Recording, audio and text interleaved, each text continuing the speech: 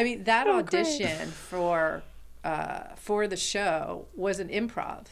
And I had just arrived from New York. What happened? Who were you with? So I just arrived from New York. I got very lucky. It was my first audition in LA. I had been here for 2 weeks, and it was for the show. And it was supposed to be one episode.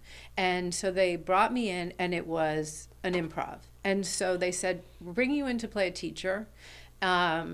And so we just want you to talk to the students. So I was just talking to casting, and then they said, now we want you to flirt with him. And I was like, what? What? Yeah, I was like, huh?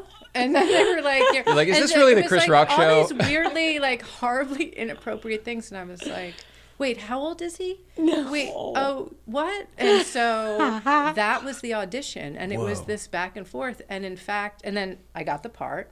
And when we were shooting it, that first scene, that first episode, they, for whatever reason, hung on to that notion of me being flirty or doing something. And the first scene was just me walking by and saying, hi, Chris, or hello, Chris. And they had me do it. And Tyler, as a 12-year-old or 13-year-old, said, that makes me feel uncomfortable.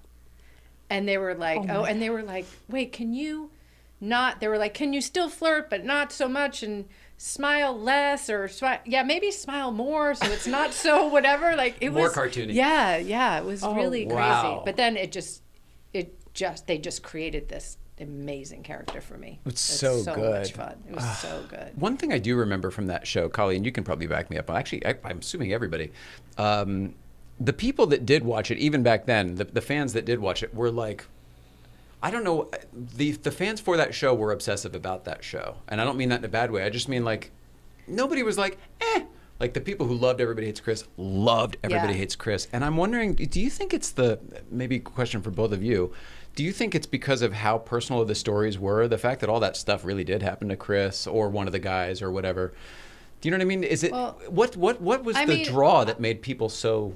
I think it was, first of all, I think Chris Rock inherently all it's Chris Rock. demographics. Yeah, of course. You know, everybody loves Chris Rock. Yeah. And I also think it was the first realistic Black family on television, true comedy that was done. Yeah. You know, I mean, the Cosby Show, which we won't get into. No, it was a different picture. It was a pretty saccharine understanding of what that the world doctor and the was lawyer like. Right. And the brownstone, which was the whole important thing. and great for other reasons, but I think that and it's also the nostalgia, I'm sure, was a big part of it. It was set in the 80s nostalgia, in 80s New York. there was a lot of comparison to Wonder Years made at the time because of the narration, VO and the narration, and then having Chris be actively involved in it because he was like, didn't he do the narration? Yeah, like that he was did all him. the narration. Yeah. So there wasn't like a third party that was reading his stories. It was really him. And so the inflection of emotion when he retold the moments of those stories was pretty powerful.